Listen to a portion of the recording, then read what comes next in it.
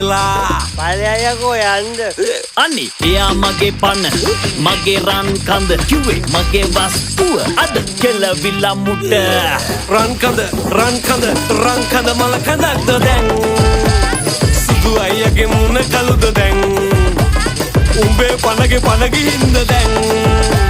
රත්තරන්ට බඩු බනිස්තවන්